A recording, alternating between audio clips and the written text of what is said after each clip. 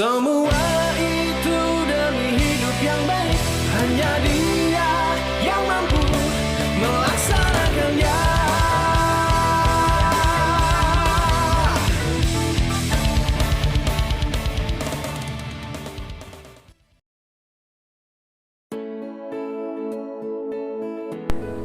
Assalamualaikum warahmatullahi wabarakatuh. Hello my friends, welcome to Fitri Fad Abdul Zaki.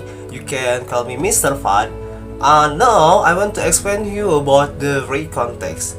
What the meaning of the recontext, what the purpose of recontext, what the generic structure, and what the kinds of the recontext. Okay, let's see in my videos. The first one, what the definition of recontext?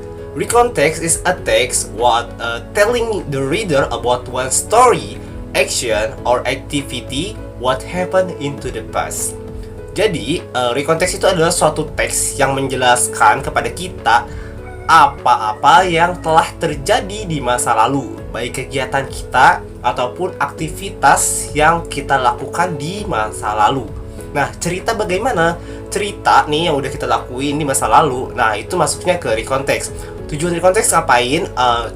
To entertaining or informing the reader. Jadi tujuannya adalah untuk menghibur kita ataupun memberikan suatu informasi kepada kita. Contohnya adalah adanya tabrakan antara kereta Bintaro dan mobil Avanza. Itu kan sudah terjadi di masa lalu. Nah, ketika hal itu diceritakan kembali di retelling, artinya dia masuk ke sebuah teks yang kita sebut dengan recontext. Adapun untuk memberikan informasi kepada kita semua dan menghibur, contohnya adalah pengalaman pribadi saya tentang liburan ataupun apa yang saya lakukan di masa lalu, yang tentunya mengandung isi dan makna untuk disampaikan kepada para pembaca. The second, what the purpose of recontext? Sometimes we have question, what is the purpose of recontext? Why the text is written? What is the social function? The text written for what? Jadi, kadang kita mendapatkan sebuah pertanyaan, kenapa teks ini dibuat, tujuannya buat apa, lalu fungsi sosialnya untuk apa. Nah, kita perlu mengetahui isi daripada maksud dan tujuan daripada recontext. Yang pertama, the first one is to retell something unforgettable. Jadi untuk memberitahu kepada pembaca tentang segala sesuatu yang terjadi dan tidak dapat terlupakan. Artinya ada sesuatu pengalaman yang menarik di sana di dalamnya. Seperti contohnya itu pengalaman berharga mendapatkan prestasi lomba cerdas cermat tingkat internasional. Jadi sesuatu itu sangat berharga untuk dia dan momennya pun tak terlupakan khususnya ya. The second, to give information about an accident. Jadi memberitahu kita tentang sebuah kejadian, insiden yang terjadi di masa lalu. Contohnya tadi seperti adanya sebuah kecelakaan antara kereta Bintaro dan mobil Avanza, yang mana kejadian tersebut telah terjadi misalkan 2 tahun yang lalu. Jadi kejadian-kejadian tersebut diceritakan kembali, maka itu ada suatu tujuan daripada recontext. Yang ketiga, the third is to share unique or unusual experience. Jadi pengalaman menarik kita yang telah kita lalui selama kita hidup, entah itu semasa kita kecil ataupun remaja ataupun dewasa, kita ceritakan kepada orang yang mana ada pengalaman pribadi yang menarik, seperti misalkan telat datang ke sekolah lalu dihukum, lalu pernah mencuri sebuah pulpen lalu dihukum di sekolah, ataupun pernah menembak seseorang namun ditolak, atau pernah di ghosting. Nah, itu sebuah pengalaman yang diceritakan kembali setelah terjadi. Maka itu adalah salah satunya tujuan dari recontext. The fourth, yang keempat, to make the readers learn something. Jadi membuat si pembaca mengetahui sesuatu tentang yang kita sampaikan. Contohnya ketika ada kecelakaan yang diberitakan terjadi karena apa, Misalkan terjadi karena lupa mematikan handphone atau mengendarai mobil sambil berkemudi. Itu kan tidak boleh. Nah, maka biasanya akan ada penjelasan yang baku, yang baik, yang seharusnya dilakukan ketika mengendarai mobil, seperti fokus atau yang lainnya. Dan contohnya seperti pengalaman ketika kita berlibur. Jadi ketika kita berlibur ke Bali, di sana tuh misalkan ada pasir yang putih, lalu ada beberapa tempat yang harus kita kunjungi. Jadi kita ada informasi yang sampai ke kita nih. Nah, itu salah satunya tujuan daripada Reconteks ini dibuat.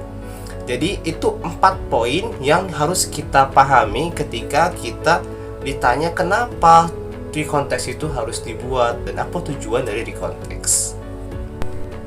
The third kinds of recontext. First one, personal recon. This usually tell an event that the writer was personally involved in. Jadi segala sesuatu yang telah kita lakukan atau kita alami di masa lalu yang ditulis oleh penulis itu sendiri. Seperti kita pernah mengunjungi suatu pantai di Banten, ataupun kita pergi mengunjungi saudara-saudara kita ketika kita liburan Idul Fitri khususnya. Nah, itu menjadi salah satu teks yang tergolong ke dalam personal recon, bagian daripada Reconteks. The second, biographical recon. The purpose of a biographical recon to inform by retelling past events and achievement in a personal life. Jadi tujuan daripada biographical recon ini memberikan kita sesuatu yang diceritakan kembali, hal yang terjadi di masa lampau, yang isinya itu berupa penghargaan ataupun kisah hidup tentang seseorang. Kalau tadi personal recon ditulis oleh diri sendiri, kalau biographical recon ditulis oleh orang lain. Nah, tujuannya sama, yaitu untuk memberikan kita sebuah informasi ataupun sebuah pelajaran tentang apa yang telah kita ceritakan. Contoh biographical recon seperti Ki Hajar Dewantara. Teks biografi Ki Hajar Dewantara itu menceritakan kisah hidup beliau dari lahir sampai beliau wafat. Nah, perjuangan beliau dalam menegakkan atau memperjuangkan pendidikan itu hal yang dapat kita ambil sebagai pelajaran, dan juga apa yang beliau capai itu sesuatu yang dapat kita ambil sebagai informasi dan motivasi untuk kita ke depannya. Yang ketiga, the third, imaginative recon. Writing an imaginary role and giving details of event. Jadi imaginative recon ini umumnya tidak terjadi secara benar-benar nyata di dalam kehidupan, namun telah terjadi. Contohnya adalah ketika kita bermimpi tentang misalkan dikejar jodoh misalkan nih, atau kita menikahi 4 perempuan sekaligus dalam satu mimpi. Nah, itu hal yang bersifat imajinatif. Ataupun ada cerita fiksi yang kita buat, misalkan A Day in the Life of Pirate. Nah, hal tersebut adalah sebuah campuran daripada sedikitnya kejadian nyata dan imajinasi kita yang kita tuangkan di dalamnya. Jadi imaginative recon ini umumnya tidak benar-benar terjadi. Lalu terbantahkanlah oleh text recon yang keempat, yaitu factual recon. Recording an incident. Jadi factual recon ini benar-benar ada kejadiannya, ada insidennya. Example, a science experiment and police report. Contohnya adalah eksperimen daripada sains dan police report atau laporan kepolisian. Seperti adanya kejahatan yang telah terjadi, perampokan. Misalkan di rumah si Jajat semalam nih ada perampokan.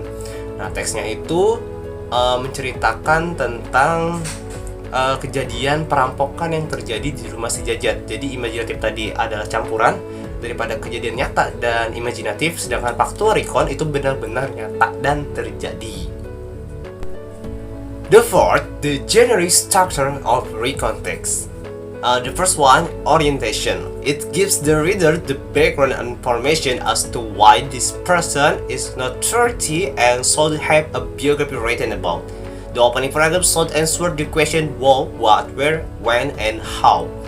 Jadi, dalam sebuah orientasi atau pendahuluan itu memberikan sebuah informasi kepada kita tentang latar belakang hal tersebut terjadi. dan kenapa hal tersebut ditulis oleh seseorang. Di paragraf pertama harus menjawab beberapa pertanyaan yang diajukan oleh para pembaca, seperti siapa, apa, di mana, kapan, dan bagaimana hal itu terjadi. Yang kedua adalah events. It presents a series of events, usually told in chronological order. Here, the writer may refer to a certain time online. Jadi mempresentasikan atau menunjukkan suatu peristiwa yang diurutkan sebagai chronological order, diurutkan menurut kronologi kejadiannya dari awal terjadinya masalah sampai kepada puncak masalah yang telah disusun oleh dari penulis itu sendiri. Di sini penulis menunjukkan beberapa timeline, beberapa indikasi waktu yang membuat hal tersebut terjadi secara berurutan.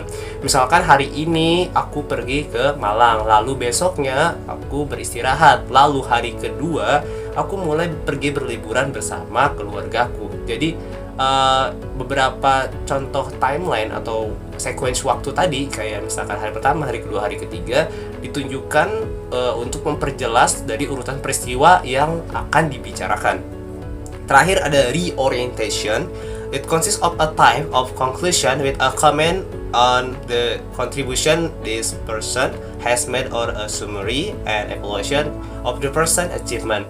Jadi reorientation ini atau penutup itu sebuah kesimpulan yang mana isinya telah dicantumkan beberapa komentar dari beberapa orang, atau dia adalah sebuah evaluasi dan ringkasan yang telah orang tersebut lakukan selama dari orientasi sampai ke events yang telah disusun.